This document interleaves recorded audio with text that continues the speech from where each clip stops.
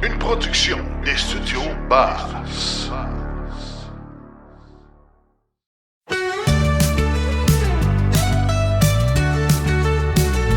Notre histoire nous sera racontée dans ce passé décomposé.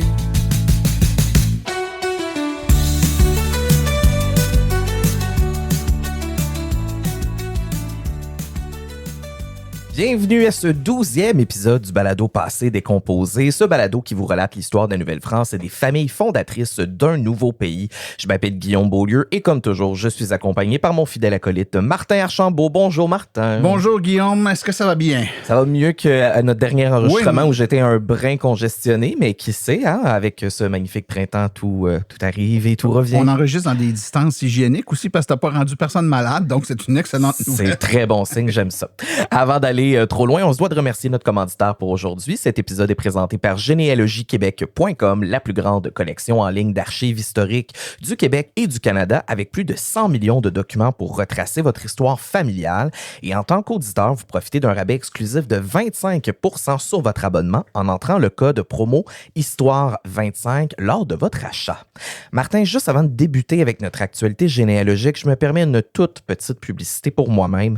Depuis le début de 2026, j'ai eu la chance d'interviewer Sylvie Léonard, Laurent Jalbert et Marie-Annick Lépine, qu'on surnomme très affectueusement la fille des Cowboys fringants. À chaque rencontre, je parle de la relation qu'ils ont eue avec différents membres de leur famille, comment leur choix de carrière a été reçu et je leur présente leur généalogie.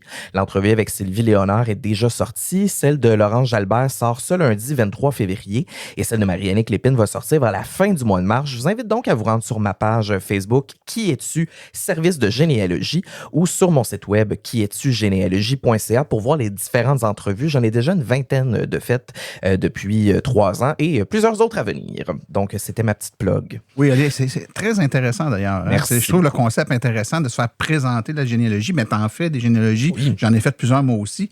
Et là, dans ce cas-là, j'imagine qu'ils savent que tu vas leur remettre leur généalogie. L'effet de surprise n'est pas Exact. dans le geste de donner. Mais moi, j'ai donné en cadeau à des gens qui ne savaient pas les généalogies, dont mon meilleur ami. À ses 50 ans, on est à New York. Wow. Puis il déballe son cadeau. Puis écoute, c'est ça d'épais, là. Puis à ce jour, il y a encore dans à m'en parler sans être émotif. Tellement ça l'a touché. Tu sais. Sa blonde, le lendemain matin, elle dit là, on a une grosse journée. On est en New York. Là, puis elle dit c'est parce qu'il n'a pas dormi de la nuit. Là, il a feuilleté ça. Wow. Puis il y avait des découvertes assez. Tu sais, d'ailleurs, on a une question du jour qui a roulé là-dessus. Oui. On demandait aux gens Des histoires. des histoires que vous avez découvertes avec votre généalogie. Ben moi, j'en ai découvert plusieurs sur sa famille, dont certaines qui donnaient une réponse à des questions que plusieurs membres de la famille se posaient depuis des années et les preuves généalogiques venaient expliquer, comme on dit, ceci explique cela. Oui, exactement. Sans entrer dans les détails personnels, ça lui a permis de comprendre un peu plus. Ce qui se Vraiment, passe. sur cette publication-là, Facebook, vous êtes plusieurs quand même à avoir commenté avec des histoires particulières. C'était vraiment autant intéressant que des fois un peu surprenant à lire. Pour notre actualité généalogique, je faisais des recherches d'actualité avec des mots-clés en recherchant l'expression Nouvelle-France. Puis je suis tombé sur le site Le Mag du Ciné, qui était clairement un site européen. Donc, j'ai continué mes recherches vers autre chose. Je feuilletais d'autres nouvelles, puis il y avait un petit quelque chose en moi qui me titillait, comme si je manquais quelque chose. Je suis donc revenu sur ce site français et mon instinct avait raison, mon cher Martin. Nouvelle-France, c'est le nom d'un roman graphique qui est sorti en Europe au début février, mais qui va également paraître au Québec le 30 mars prochain. Nouvelle-France, c'est un roman graphique, comme je disais, de Stephen Desberg et de Bernard Vranken, qui sont deux Belges. Un duo qui est habitué de travailler ensemble. Ce sont eux qui sont derrière la série de bande dessinée IRS qui parle d'évasion fiscale et de blanchiment d'argent. Et ceux de ma génération, là, mi-trentaine, vous vous rappellerez peut-être de Billy the Cat, qui est devenu éventuellement une série animée. Bref, ces deux hommes se retrouvent à nouveau pour ce roman graphique qui raconte l'histoire fictive d'un homme nommé Pierre de l'Archange, un coureur des bois venu de France et qui va épouser sa belle Lune, une jeune autochtone avec qui il y aura un fils. Pierre avait une belle vie prometteuse jusqu'à ce que la mort s'invite dans sa vie.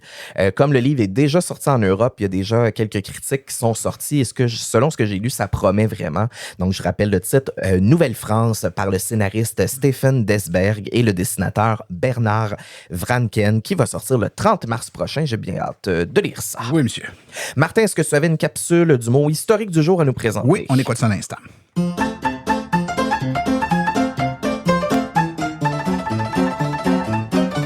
Le mot historique du jour. Il arrive qu'un même ancêtre figure à plusieurs reprises dans un arbre généalogique en raison du croisement de certaines branches. Ce phénomène qui réduit le nombre réel d'ancêtres par rapport au nombre théorique est appelé implexe. Il est parfois associé à un certain degré de consanguinité et se mesure par le rapport entre le nombre réel et le nombre théorique d'ancêtres. As-tu des implexes dans ta généalogie? Oui, effectivement.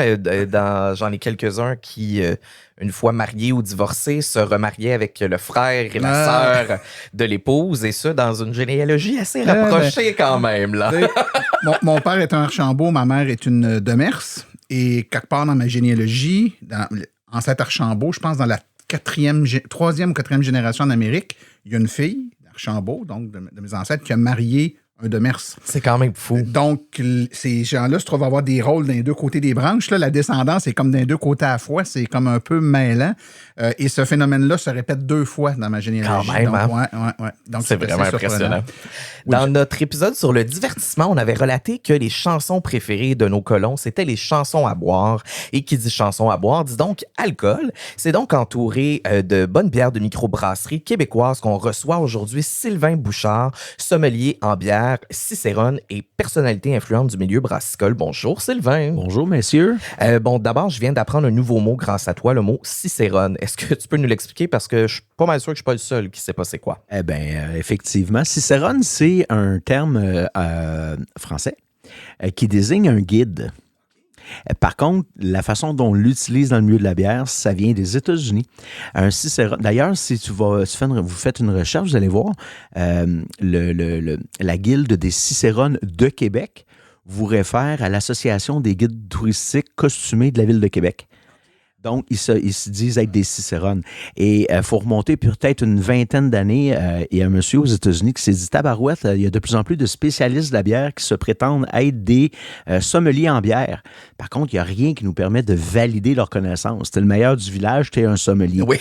Là, il dit, comme l'industrie veut aller un peu plus loin, il y a des gars qui ont des bars à bière puis qui veulent engager quelqu'un qui sait vraiment de quoi il parle. Il a mis en place un protocole qui, dans le fait, c'est un examen. Si tu passes à travers les questions, il va certifier que tu sais de quoi tu parles. Donc, un cicérone aujourd'hui, c'est un sommelier qui a une certification qui s'appelle cicérone. Wow, OK, très intéressant. Donc, vraiment, Martin, on n'a pas affaire à n'importe qui aujourd'hui.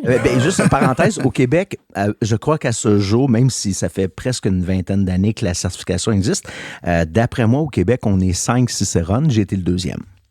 Ah ben ouais, très impressionnant. Oui, on a un invité d'expérience. De marque, d'expérience, tout à fait.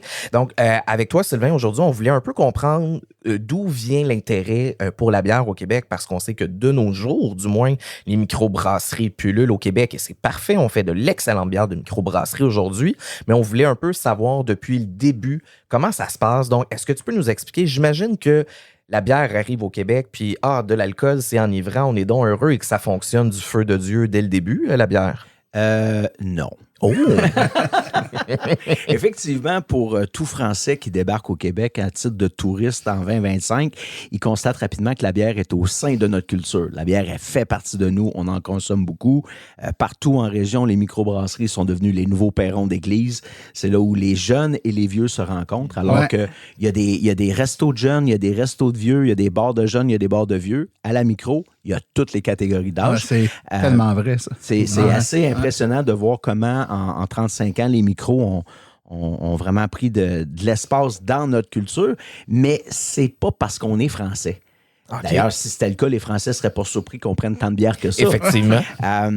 Donc, c'est vraiment une évolution et surtout, le Québécois n'est pas que francophone. Le Québécois, dans oui, ils parlent la langue des Français, mais ils mangent des déjeuners anglais. Hein? Oui. On est anglais de par notre consommation de bière et c'est vraiment avec l'arrivée des Britanniques, à partir de 1760, que la consommation de bière va devenir quelque chose de beaucoup plus importante pour le Canadien français à l'époque, qui est devenu le Québécois. Mais commençons par la base. Quand à l'époque où les premiers colons sont arrivés en Amérique, la bière était connue en Europe, il y en avait. Est-ce qu'ils ont amené de la bière jusqu'ici? Est-ce que c'était quelque chose de courant que de transporter de la bière ou non, pas du tout? Ben, c'est intéressant. D'ailleurs, les Vikings, on est en Europe. Ouais. On est même avant l'arrivée des premiers colons reconnus comme être les premiers jusqu'à il y a pas longtemps. Ben, les Vikings, sur leur dracard, sur leur bateau, ils avaient des tonneaux de bière et ils avaient leur kit de brassage. Parce que où que ce soit qu'ils arrêtaient, ils trouvaient de l'eau fraîche et ils se refaisaient des batchs de bière pour pouvoir la consommer en mer. Ça, c'est brillant, ça. Puisque alcoolisée, elle se conservait mieux alors que l'eau devenait corrompue assez rapidement. Ben oui. Donc, les Européens qui traversent, ils ont l'habitude de boire de la bière. Et quand les premiers colons vont arriver espagnols, pas de bière. Après ça, c'est les Anglais avec Jean Cabot. Après ça, c'est les Portugais. Il n'y a pas de bière pour vrai. Ils n'en importent pas avec eux. Puis quand ils arrivent ici, c'est souvent pas pour boire ce type de produit-là. Quand les Français arrivent, il n'y a pas de consommation de bière non plus. La consommation de bière en Nouvelle-France et la production de bière, elle est très marginale. Pendant toute l'époque de la Nouvelle-France. Il y en a, mais on boit d'autres choses. Et donc, ça s'est fait avec la... Par contre, ce qui est réputé être la première brasserie d'Amérique, pas quelqu'un qui se fait de la bière chez eux, mais qui fait vraiment une installation pour en faire le commerce, eh bien, c'est en Nouvelle-France. Ah oui? C'est Jean Talon, qui est l'intendant, qui va être le premier à mettre en place une installation qui va permettre de brasser de la bière, beaucoup de bière, énormément de bière. On n'est pas supposé, à titre de colonie, de développer notre économie. On est plutôt supposé de prendre nos matières premières, les envoyer l'autre bord et ramener le produit transformé. Lui, il l'a un petit peu bifurqué et il a réussi à avoir l'approbation du roi et des autorités en place pour avoir le financement puis faire sa brasserie. Mais il n'atteindra jamais les chiffres qu'il avait en tête pour différentes raisons. Puis on parle de Jean Talon, donc on est à la milieu-fin des années 1600, là, donc on est quand même assez tôt dans la colonie, puis c'est une des premières idées qu'on a, c'est d'implanter une microbrasserie. Hein? Ça parle de nous, ça. Ça parle de... Ce qui est sûr, ce qui parle de nous, c'est notre goût pour la boisson.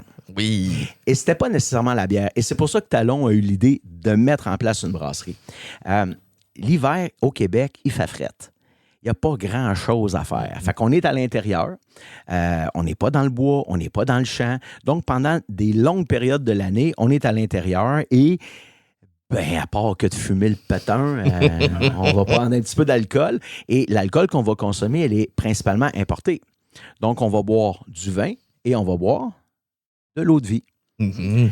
Par décret, le roi autorisait annuellement 12 000 tonneaux, à 1200 tonneaux qui pouvaient traverser. OK.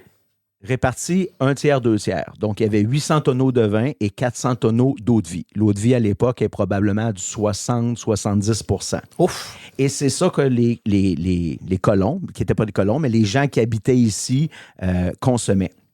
On est dépendant de ce qui arrive de l'autre côté et ça coûte très cher. Et donc, l'idée de Talon, c'est de dire, comme on veut consommer, on pourrait peut-être être moins dépendant et consommer notre produit local. Qui plus est, un des problèmes importants, le vin, ça va, mais 400 tonneaux d'eau de vie, tu tombes chaud d'ail solide. Je sais pas. Et là, tu tombes plus dans l'alcoolisme et l'ivrognerie, là, parce que la bière, elle t'enivre doucement. La bière, tu vois ton taux d'ivresse, ton ivresse monter tranquillement. Oui, c'est ça. Et elle est souvent au même rythme que les gens avec qui tu consommes. Puis la bière, à l'époque, elle est souvent très faible en alcool. Donc, on a le temps de sociabiliser, puis on en prend beaucoup. Puis au pire, qu'est-ce qui fait quand tu as trop bu? Tu tombes endormi. Oui, c'est ça. C'est pas le cas des spiritueux. Les spiritueux, tout le monde ne monte pas à la même vitesse. Tu tombes chaud rapidement, puis tu es agressif. Puis tu dis des niaiseries, puis tu tombes tannant que le monde veut se battre.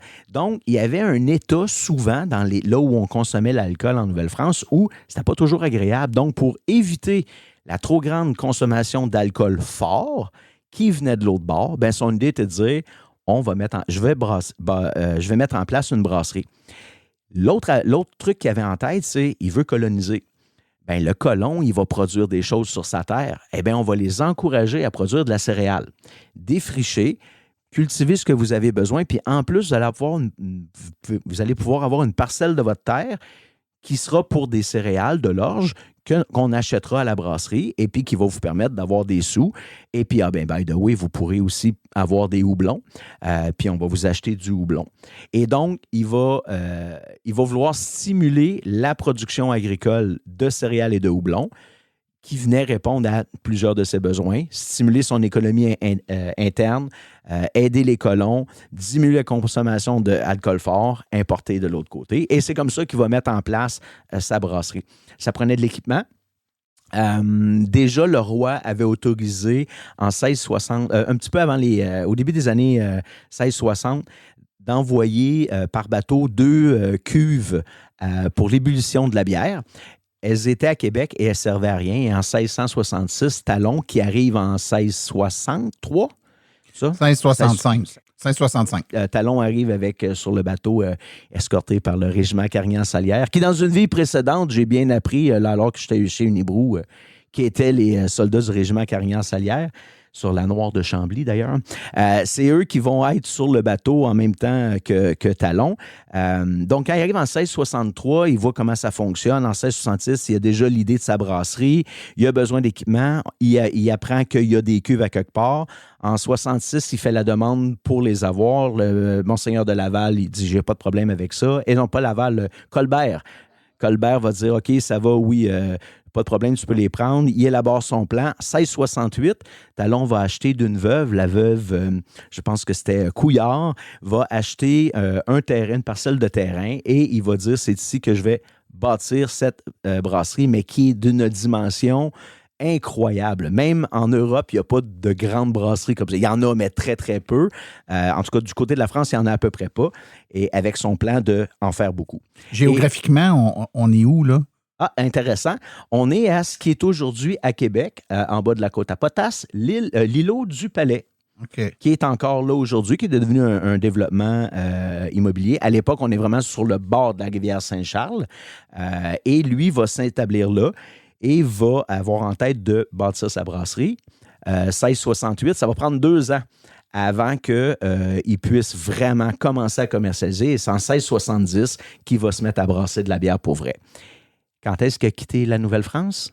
En 1672. Oui, c'est ça. C'était pas très long après. Non. Et en 1675, la brasserie est fermée. La brasserie ne lui a pas survécu. C'était son idée, c'était son plan. Il n'est pas brasseur lui-même. C'est avec ses alliances politiques, c'était vraiment son travail de réussir à faire ça. Et en 1675, la brasserie va fermer, va être transformée en d'autres choses. Il y a donc un intérêt pour les premiers colons de consommer la bière, mais pas tant de la produire à ce moment-là. Pour l'instant, on aime plus le résultat que la production. C'est quoi? Ils n'en consomment pas tant que ça. OK, Et c'est pour ça que ça a fermé sa brasserie. Les colons français buvaient pas ben de bière. Dans les faits, tu as en 1664, Pierre Boucher, sur la Rive-Sud, que vous connaissez bien. Pierre Boucher écrit en 1664... Il se boit du vin dans les meilleures maisons. Dans certaines autres, il se boit de la bière. Oh mon Dieu! On sent déjà c'est snobinard un peu. Voilà. Donc, l'élite boit du vin. Elle a l'argent pour se le payer. Elle a accès aux produits. L'eau de vie, ça va de soi. Puis ils sont français. C'est pas des colons, c'est de la haute. Le paysan, les quelques-uns qu'il y a à l'époque, ont beaucoup moins d'argent et, OK, ce qu'on va faire, on va essayer de prendre un produit local. Oui, c'est ça. Le vin, il n'était pas produit ici. C'était 100%, il était importé. Alors que la bière, il faut la produire ici. Merci. D'ailleurs, j'ai oublié de le dire. Pourquoi Talon décide de partir une brasserie alors qu'il veut se débarrasser de ce qui vient de l'autre bord? Il aurait bien pu faire du vin, mais il s'est rapidement rendu compte que le vin, c'était pas possible. On n'avait pas le climat pour avoir de la vigne. Il y avait de la vigne ici, mais c'était pas des raisins qui nous permettaient de faire une vraie production viticole. Donc, c'est pour ça qu'ils disent, on a le climat pour le grain, on a le climat pour le houblon, là, c'est pour la bière. Par contre, qu'est-ce que tous les habitants buvaient? Le bouillon.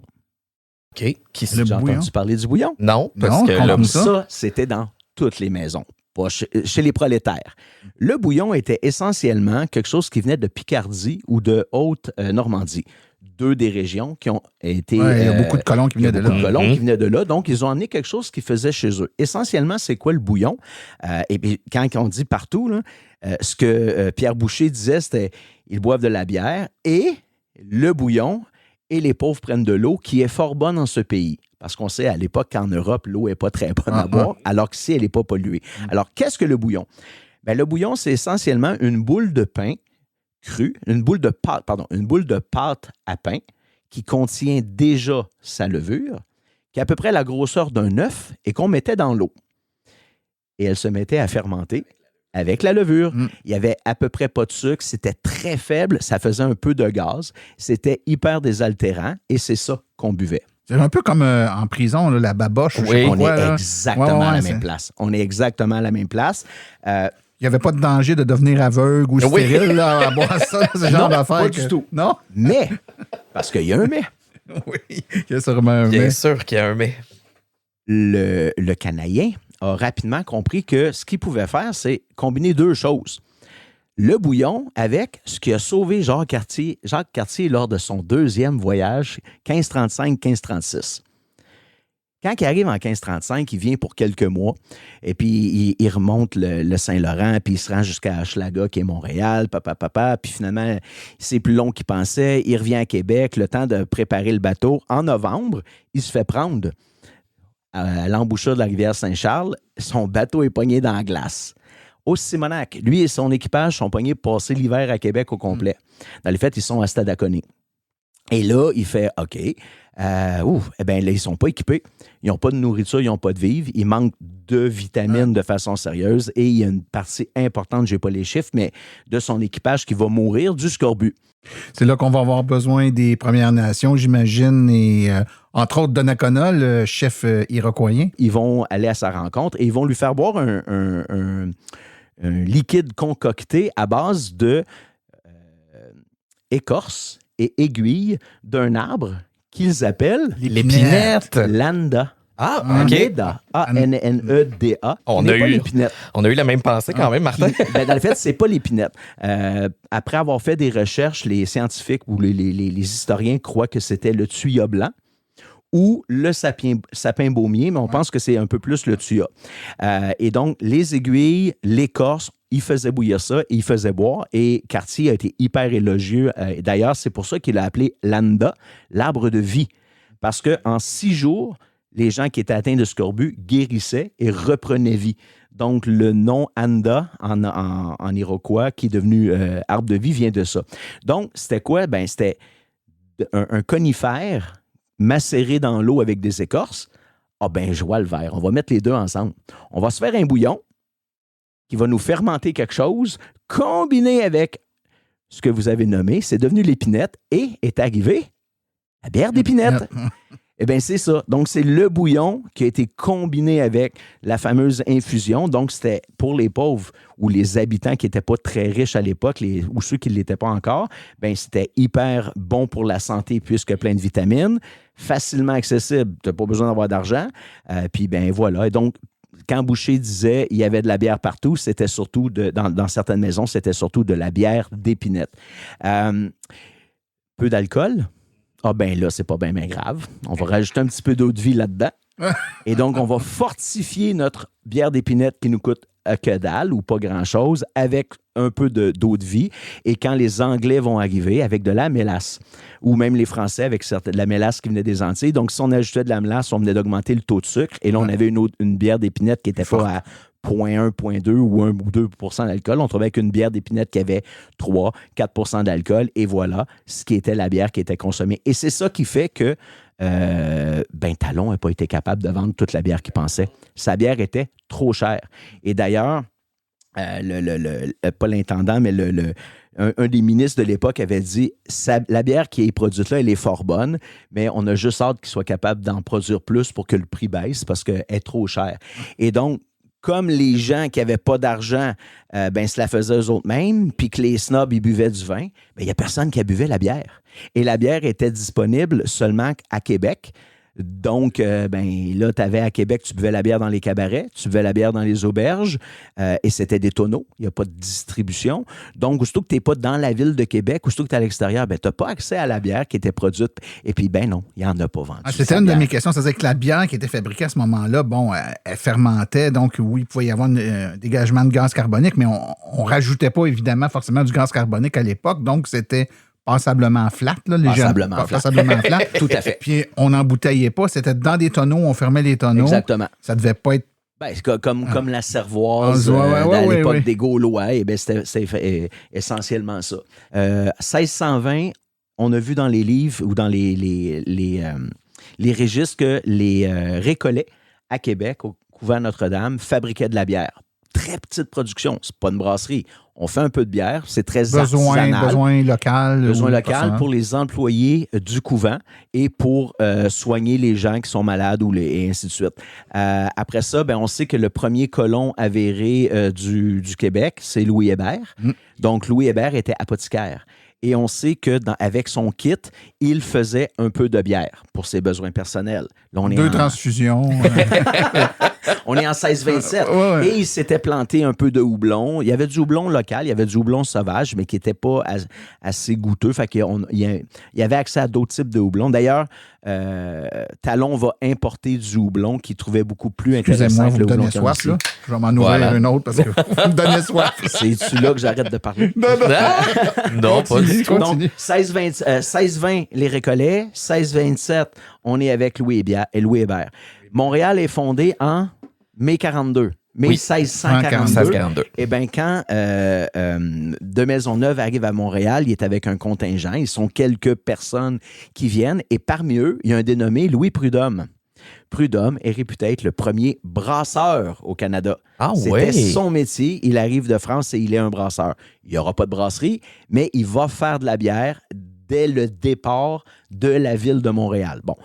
C'est ça. Fait que ça remonte vraiment au tout début qu'on a accès, mais c'est pas des grandes consommations. Il en fait, mais il n'a pas sa propre brasserie. Talon arrive en 1666 avec son idée, 1668 il brassit, 1670 il commence à en faire, 1675 c'est fini. Et donc, il y aura eu, je pense que je l'ai dit tout à l'heure, mais dans toute l'époque de la Nouvelle-France, moins de 20 brasseurs. On est entre 15-17 brasseurs qui auront fait toute la bière qui aura été consommée ici. Wow, donc, et sans vraiment avoir de brasserie. En plus, alors, il faut vraiment attendre l'arrivée des Britanniques pour voir arriver la bière. 1760, les Anglais arrivent. 1763, c'est le traité comment il l'appelle? La proclamation royale ou le traité de Paris. En 1763, on devient vraiment des citoyens britanniques. Là. Et là, les Anglais disent, OK, on est chez nous, on prend possession du territoire, on peut faire ce qu'on fait. Qui dit Angleterre dit consommation importante de bière et dit savoir-faire. Les Anglais ont des vraies grandes brasseries et ils savent exactement ce qu'ils veulent boire. Donc, avec l'arrivée des Britanniques, va arriver le savoir-faire, une demande importante pour de la bière. Malheureusement, ils n'ont pas de vin. Donc, leur alcool de tous les jours, c'est de la bière. Et tranquillement, les brasseries vont se mettre en place avec les Britanniques. La plus vieille brasserie encore en opération d'Amérique du Nord, 1786, c'est Molson. Alors que les Américains disent... Juste pour être sûr qu'on a bien compris, peux-tu répéter l'année? 1786. Les Américains, si vous allez aux États-Unis, vont dire « The oldest brewery in America, Yuengling », qui est à Philadelphie. Là, je leur disais, moi, je suis allé à 2-3 reprises, je disais « in the States ». But because in America, c'est Québec. C'est pas Québec, c'est Montréal. 1786. Alors, 1786, Molson va arriver. Et après ça, il va en avoir d'autres. John Sleeman, un immigrant qui venait de Cornwall en Angleterre, va s'en aller du côté de St. David's en Ontario, puis va partir la brasserie Sleeman. Après ça, Labatt en 1847, O'Keeffe, un Britannique. Donc, les Britanniques, Irlandais, Écossais, Anglais vont tranquillement ouvrir des brasseries pour faire de la bière, vendre de la bière à des gens qui veulent de la bière, les Anglais. On voit que la bière tente à changer aussi. Donc, on aurait eu la bière à l'époque de la Nouvelle-France, on aurait eu la bière à l'époque du règne britannique, puis là, on a la bière à l'époque de la mondialisation. Moi, je me permets de dire, je t'interromps, excuse-moi. Non, vas-y.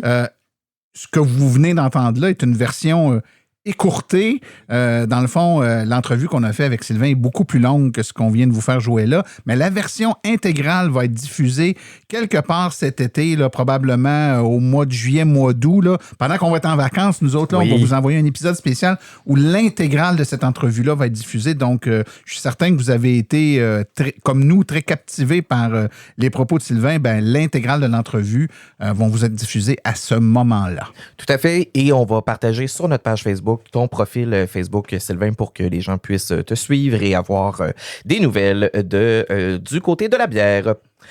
Est-ce que tu peux partir une capsule historique pendant qu'on remplit nos verres, mon cher Martin? Tout à fait, on écoute ça à l'instant. La capsule historique est une présentation du Bière et Saveurs de Chambly, le plus grand festival brassicole au Québec. Visitez-nous du 4 au 7 septembre 2026 ou encore visitez notre site web au bièreetsaveurs.com.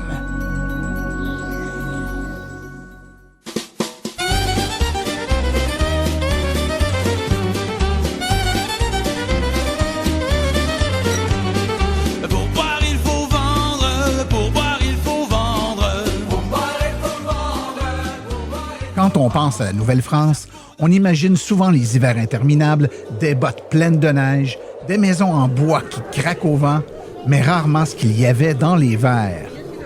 Pourtant, si les colons ont réussi à survivre à tout ça, ce n'est pas seulement grâce au courage et à la foi. Disons que l'hydratation y était un peu pour quelque chose, même si elle prenait parfois des détours étonnants. Commençons par le plus simple, l'eau. Oui, il y avait de l'eau partout. Des rivières, des lacs, des puits, mais attention, en Nouvelle-France, l'eau claire n'était pas toujours synonyme d'eau potable. On ne connaissait ni les bactéries ni les microbes, mais on savait très bien reconnaître une eau qui rend malade. Résultat, l'eau, c'était un peu comme un pari.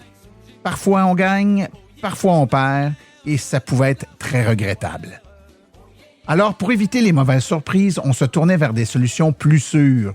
Et celle qui est entrée en scène dès le début, c'est un héros discret de la colonie qu'on appelle la bière.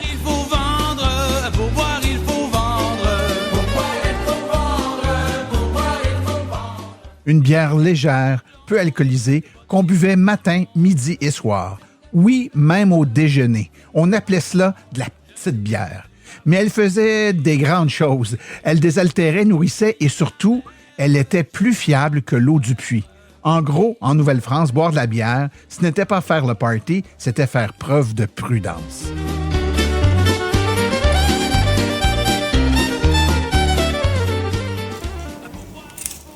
Le vin, lui, venait directement de France. Enfin, quand il survivait à la traversée. Cher, parfois un peu fatigué par le voyage, il était réservé aux mieux nantis, aux officiers et bien sûr au clergé, parce que la messe sans vin, c'est comme l'hiver sans neige, ça ne marche pas. Prenez et buvez-en tous, car ceci est la coupe de mon sang, le sang de l'alliance nouvelle et éternelle, qui sera versé pour vous et pour la multitude, en rémission des péchés. Vous ferez cela en mémoire de moi. On a bien beau essayer de cultiver la vigne ici, disons que le climat québécois n'était pas exactement celui de Bordeaux. Plus accessible et très apprécié, le cidre. Avec des pommiers qui poussaient plutôt bien, le cidre devient rapidement un incontournable. Rafraîchissant, facile à produire et franchement agréable après une journée à défricher la forêt. Il accompagne le repas, les travaux. On pourrait presque dire que le cidre, c'était le breuvage officiel du colon débrouillard. Et puis, il y avait l'eau de vie. Là, on monte d'un cran. L'eau de vie, c'est pour les grandes occasions, les échanges commerciaux. Et parfois pour se donner un peu de courage. Trop même, surtout dans le commerce avec les Premières Nations, au point où les missionnaires ont levé le drapeau rouge. Quand même le curé te dit de ralentir sur l'alcool, c'est qu'il y a probablement un message. Mais tout n'était pas alcoolisé, rassurez-vous. Les colons buvaient aussi des tisanes et des infusions, souvent à base de plantes locales, épinettes, menthes, racines diverses. On buvait ce que la nature nous offrait, surtout grâce aux connaissances fournies par les Premières Nations. Ces dernières ont largement contribué à enrichir les savoirs médicinaux des colons, des breuvages qui pouvaient à la fois réchauffer et soigner, et parfois qui goûtaient un peu la forêt, disons. Vers la fin du régime français arrivent enfin des produits plus exotiques, le café, le thé et les chocolats chauds. Mais attention, ce sont des breuvages de luxe. Si tu bois du café en Nouvelle-France, c'est que tu vas bien. Ou alors que tu veux vraiment impressionner tes invités. Au fond, boire en Nouvelle-France, ce n'était pas seulement se désaltérer, c'était une façon de survivre, de socialiser, de célébrer, de négocier et parfois d'oublier que l'hiver durait 6 mois. On buvait ensemble, on partageait, on jasait, le breuvage faisait partie de la communauté. Alors la prochaine fois que vous allez lever votre verre et qu'il contiendra de l'eau, de la bière, du cidre, pensez à ces colons qui, entre 2 tempêtes ou 3 bûches à fendre, prenaient eux aussi une pause bien méritée. À leur santé, à la nôtre.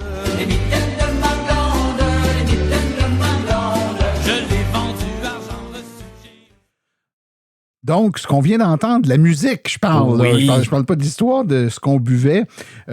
C'est Pour boire, il faut vendre, qui a été interprété par Michel T. Harpin sur son album 100 ans de folklore de chez nous, volume 2. Le 2. Le 2, oui, trompez-vous pas.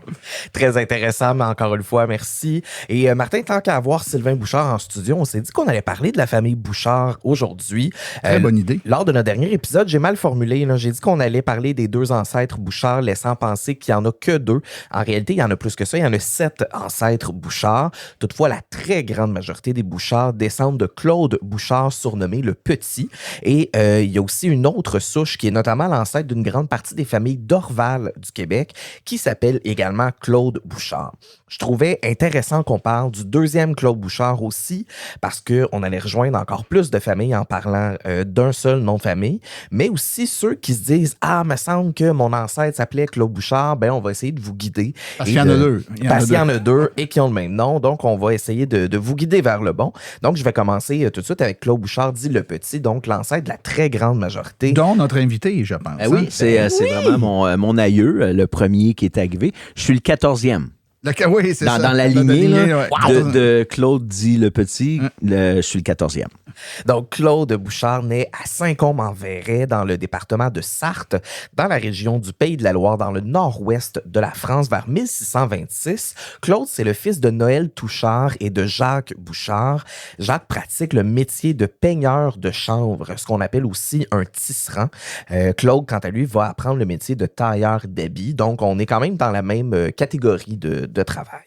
S'il y avait un métier en France, donc possiblement qu'il y avait un avenir déjà prometteur qui avait là-bas, là, donc pourquoi il serait venu jusqu'en Nouvelle-France? Ben, la réponse est la même que d'autres ancêtres qu'on a déjà parlé, et la réponse étant Robert Giffard. Encore un petit coucou d'ailleurs à notre auditrice. Lui, si on ne l'avait pas eu... je pense qu'on n'aurait pas de... Non, on n'aurait pas de balado. On n'aurait pas de balado aujourd'hui. Un petit coucou d'ailleurs à une de nos auditrices, Nathalie Matt, qui me suivait sur TikTok, et à chaque fois que je parlais de Robert Giffard dans une de mes capsules, s'amusait à relever qu'on avait encore parlé de Giffard. Donc, grâce à ça, j'ai pu me rendre aussi... compte à quel point ce Giffard a de l'importance sur la colonisation du Québec. Toujours est-il qu'en mars 1650, alors qu'il est âgé d'environ 24 ans, Claude Bouchard va se rendre à l'hôtel du Cheval Blanc parce que Robert Giffard y donne des conférences pour attirer des volontaires. Claude est alors accompagné de son ami Julien Fortin, qu'on va également parler éventuellement dans un autre épisode. Et selon le journal des Jésuites, il y a un bateau qui accoste à Québec le 14 juillet 1650 et Robert Giffard y est. Toutefois, même si ça s'inscrit dans une suite logique que Claude Bouchard serait sur ce bateau-là, il n'existe aucune preuve pour corroborer que Bouchard était bel et bien sur ce bateau, mais on s'en doute fortement. On a parlé souvent de la distinction entre les engagés et les colons dans les épisodes précédents. Donc, Claude Bouchard, il arrive ici en tant que colon, là, si je comprends bien. Exactement. Lui, il n'y avait aucun travail qui l'attendait au Québec. Cela dit, Claude n'est pas mal pris pour autant, parce qu'il semblerait que Jacques, son père, soit décédé avant qu'il émigre au Québec. Donc, Claude avait quand même hérité d'un petit montant qui allait l'aider à subvenir à ses besoins. Et comme il y a un peu d'argent avec lui, une fois l'automne arrivé, Claude va aller rencontrer Olivier Le Tardif, qui est alors agent des terres. Ceux qui ont lu ou regardé les belles histoires des pays d'en haut, autant la version originale que récente, on voit que Séraphin Poudrier va avoir occupé ce rôle-là pendant quelques années. Mais concrètement, qu'est-ce que c'est un agent des terres? Il s'agit de la personne qui va assurer la gestion foncière des terres de la couronne, donc les terres qui appartiennent à l'État. L'agent des terres, il était chargé de la vente des terres, de la location du territoire public, de l'octroi de différents permis, et il était également un inspecteur. Donc, Claude Bouchard va procéder à l'achat d'une terre sur la côte de Beaupré d'une dimension de 5 arpents et demi de large par 1 lieue et demie de profondeur. Je ne sais pas pour vous, moi, ces termes-là, ça me disait absolument rien. J'ai donc converti en mesure qu'on connaît un peu plus et même si je m'en doutais fortement, les terres étaient immense. La terre de Claude est 320 mètres de large par, attention, environ 6000 mètres de profond, donc environ 6 kilomètres de profondeur. C'est incroyable comment c'est grand. Je ne voudrais pas couper le gazon sur ce terrain-là. Dans le fait, ça veut dire que ça partait du bord du fleuve. Oui. Mettons qu'on est sur la côte de Beaupré, là, la hauteur, je ne sais pas exactement pour sa première propriété, pour son premier terrain, mais ça veut dire que tu montes, tu fais tout du bord de l'eau avec jusqu'au pied de la montagne. Il n'y a pas de montagne, mais une bonne côte. Côte de Beaupré. La côte de Beaupré. Puis là, c'est 6 km l'autre bord. Là. Ça veut dire que c'est loin, longtemps. Si t'échappes de quoi qui roule, tu vas le ramasser dans le fleuve. C'est pas trop long. Il va finir par vendre cette terre-là 3 ans plus tard, presque jour pour jour d'ailleurs, le 1er octobre 1653. On en a déjà parlé un peu, mais à cette époque-là, la relation avec les Autochtones n'était pas encore incroyable. Qu'est-ce qui va attendre la famille Bouchard? Malheureusement, c'est ce qui attend la famille Bouchard, c'est des conflits. Il va y avoir des conflits entre les colons et les Agnés, qui est une nation autochtone, surtout dans la grande région de Québec. Alors que les Agnés aient détruit plusieurs terres, dont celle de Claude Bouchard, ce dernier va plutôt se réfugier à Château-Richer. Le seigneur de Beaupré va lui concéder le 11 avril 1652 une terre où il devait se bâtir une maison dans l'année afin de respecter le contrat de concession. Les Agnés, c'est les Mohawks. Oui, exactement. Les Mohawks des Anglais sont les Agnés des Français. Puis eux autres sont en Saint-Simonac, là. Parce que ce qui fait qu'on est sur le territoire, c'est parce que Champlain s'est fait dire viens-t'en, installe-toi, mais notre ennemi commun, tu dois nous aider à le combattre. Fait que eux autres, voyant que les Français sont là pour rester puis s'établissent, ils décident de dire on va être pire que des maringouins. Là. Ouais. Et effectivement, ils redescendent le fleuve, puis à plusieurs reprises, ils vont aller attaquer là où se trouve Claude et les autres, et puis ils n'auront pas le choix. Sais-tu pendant combien de temps ils se sont réfugiés à Château-Richer dans cette espèce de fort tout petit, et combien de familles ils étaient? Je sais que c'était assez petit, mais je ne sais pas c'était combien de temps qu'ils ont été là. C'était petit. Je me souviens d'avoir lu quasiment 3 ans, parce qu'ils avaient vraiment peur de quitter ça. Puis à un moment donné, finalement, les Agnés ont arrêté de descendre pour différentes raisons, et ils vont pouvoir réussir à sortir. Par contre, ils n'ont pas de terre. C'est la suite, j'imagine, du temps là. Mais là... Petit Claude, je ne sais pas trop comment l'appeler. Oui. Petit Claude, il approche la fin de la vingtaine. Puis là, dans ton histoire, là, il est tout seul. Là. Oui. Il doit commencer à avoir, comme on dit, la nature doit commencer à l'appeler, le goût de la reproduction. Il va vouloir se caser. Puis c'est le 25 mai 1654, dans la basilique cathédrale Notre-Dame de Québec, que Claude va épouser la jeune Louise Gagné. Et la jeune, c'est presque un euphémisme, là, en effet, parce que fais-moi pas encore peur. On est habitué maintenant. En effet, lors de ce mariage, Claude est âgé de 28 ans, alors que Louise est âgé de moins de la moitié, donc de 12 ans seulement.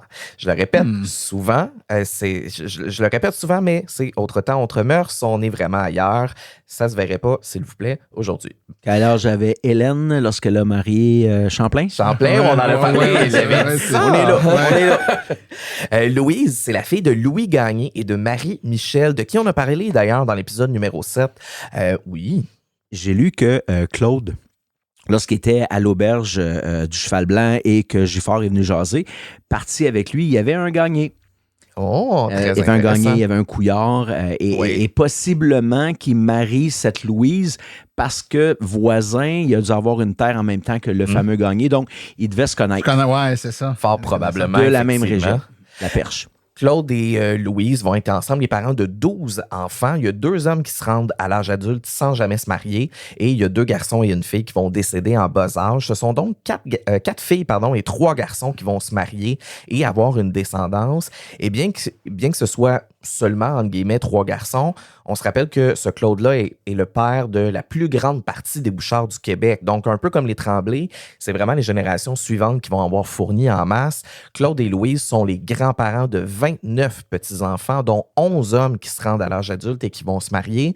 Donc, déjà là, avec 11 hommes, si on dit qu'ils ont une moyenne d'à peu près 5 enfants, hommes, qui se marient chacun, on est déjà rendu à 55. Ça commence à faire du monde. La côte de Beaupré, est-ce que c'est la dernière terre de Claude Bouchard? Est-ce qu'il va rester là? Non, il ne restera pas là parce qu'en 1675, la couronne et les seigneurs des terres en viennent à un constat bien simple. La côte de Beaupré est déjà très remplie de très belles familles, mais on va bientôt manquer de place. Donc, à cette époque-là, on n'ouvre pas des régions à la colonisation par plaisir seulement, c'est vraiment par nécessité. C'est donc ainsi que la région de Charlevoix va être ouverte à la colonisation. Ce que ça veut dire, là, pour ceux qui sont déjà allés à Québec ou qui connaissent la côte de Beaupré, tu sais, t'es à 138, t'arrives à Basilique, puis là, t'arrives à Mont-Saint-Anne. Là, t'as une grande côte, là. Ça se finissait là. Oui. Tu pouvais pas monter à la côte, là. C'était une montagne infinie, puis tu pouvais aller sur le bord de l'eau, puis là, tu t'en allais à Cap-Tourmente, Saint-Joachim, puis c'était la fin des terres. Puis il n'y a plus de terre. Et Claude a été un de ceux qui a fait le plus de représentations, entre autres auprès de Monseigneur de Laval, et c'est lui qui était le plus fervent à dire « Il faut ouvrir les terres, on n'a pas de place, on se meurt. » Pas on se meurt, mais on ne peut plus prospérer. Mais non, exact. Donc, si vous voulez qu'on soit efficace, que la colonie continue, il faut ouvrir l'autre côté.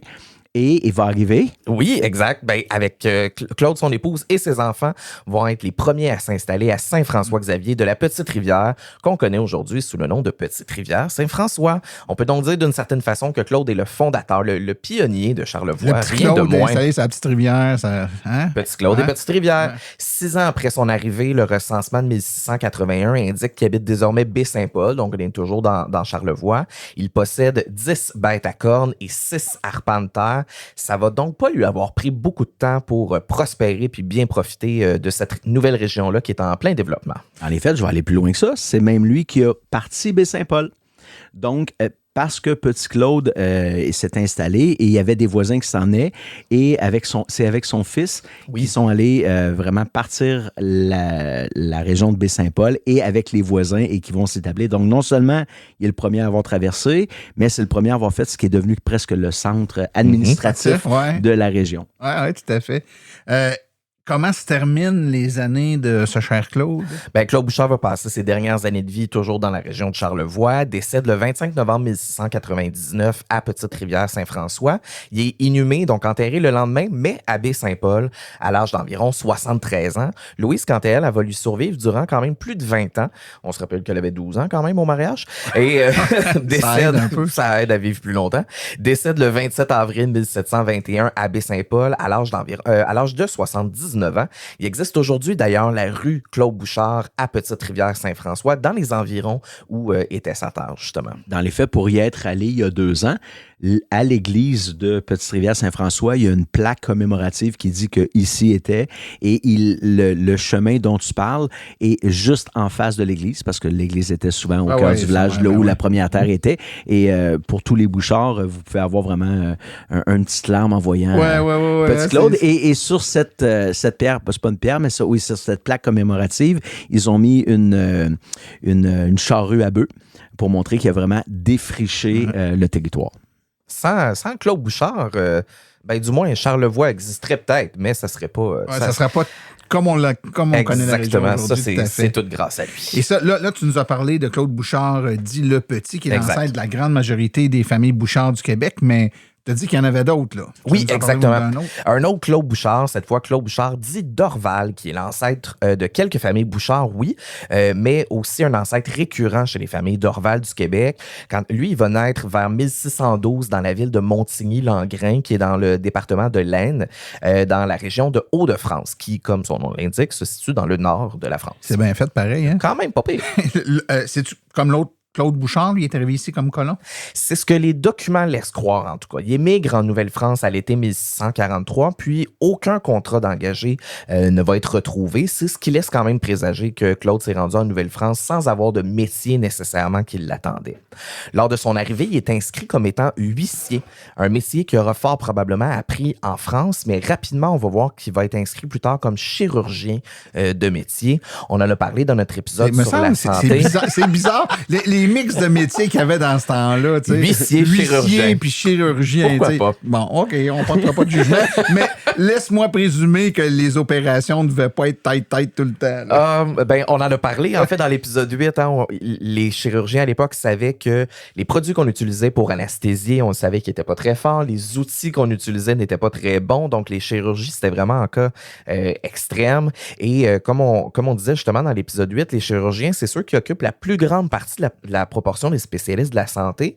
Et contrairement aux médecins, les chirurgiens n'apprennent pas à l'université, mais plutôt grâce à l'accompagnement d'un maître à l'hôpital ou dans l'armée. Donc, en principe aussi, le traitement des maladies internes, ça va être le médecin, alors que les blessures et les maladies externes vont appartenir aux chirurgiens, comme ce deuxième Claude. Bon, alors, notre huissier chirurgien va-t-il trouver l'amour dans cette belle terre d'Amérique? Bien sûr, vers 1650, il va épouser Geneviève Ayotte dans une banlieue de Québec. À ce moment-là, Claude est âgé d'environ 38 ans, alors que Geneviève est âgée d'environ 15 ans. Oh mon Dieu, mais t'es vieille. Hein. Oui, ben oui, quand même, il a attendu. Le mariage va être d'une très courte durée, par exemple, parce que Geneviève décède le 1er mars 1651. Le couple n'aura même pas eu le temps d'avoir un premier enfant. Claude va épouser donc en seconde noces Marguerite Bénard, également immigrante de France. Les parents de Marguerite, Denis et Marie, eux, vont quitter le Canada après le mariage de Marguerite pour retourner dans leur France natale. Marguerite étant maintenant mariée, est prise en charge par Claude. Donc, ça laisse l'esprit de Denis et Marie en paix. Ils peuvent donc retourner en France pour finir leur jour. Leur mariage va avoir lieu le 20 novembre 1651, toujours dans la basilique cathédrale Notre-Dame de Québec. Et lors du mariage, Claude est âgé d'environ 39 ans, donc quand même sur le tard, alors que Marguerite est âgée de 25 ans. 7 enfants naissent de ce mariage, dont 3 hommes et 2 femmes qui vont se marier et assurer la descendance. La date de décès exacte de l'ancêtre, par contre, demeure inconnue. Et contrairement à son homonyme, son histoire va être un peu moins documentée, un peu moins connue également. Toutefois, il existe une toute petite île d'environ 60 mètres par 20 mètres. Donc, quand je dis petite île, j'exagère pas, c'est dans le fleuve Saint-Laurent, à la hauteur de Dorval, qui s'appelle l'île Bouchard, surnommée par les Anglos Bushy Island, qui est nommée ainsi parce que c'était une parcelle de terre qui appartenait à Jean-Baptiste Bouchard, dit Dorval, le fils de Claude. Et même, en fait, l'arrondissement Dorval à Montréal est nommé en l'honneur de ce même Jean-Baptiste. J'ai pas trouvé beaucoup de Bouchards qui ont pu marquer l'histoire, mais qui ont laissé peu de traces. Oui, effectivement, il y a quand même beaucoup de Bouchards qu'on connaît, mais j'aime bien des fois aller dénicher des petites histoires de gens qu'on connaît un peu moins. Mais j'en ai trouvé un qui pourrait t'intéresser, Martin. C'est Télésphore Damien Bouchard, surnommé TD Bouchard.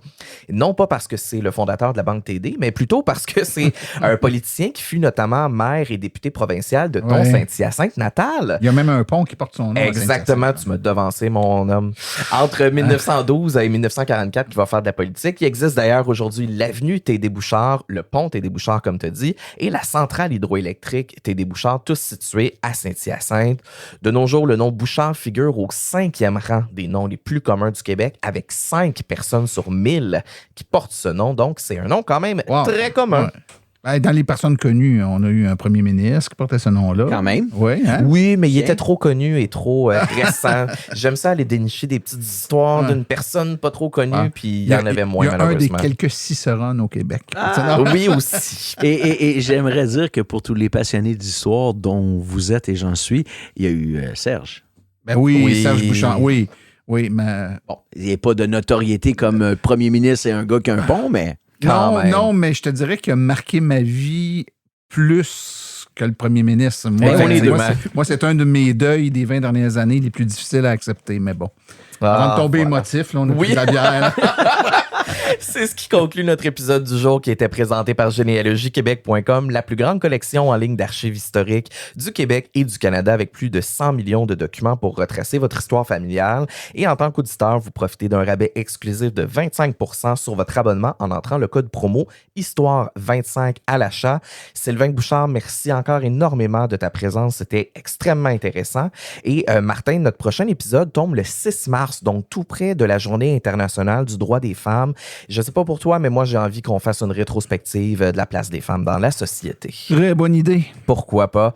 Donc, on vous dit à la prochaine et on se revoit dans 2 semaines. Ciao. Bye-bye.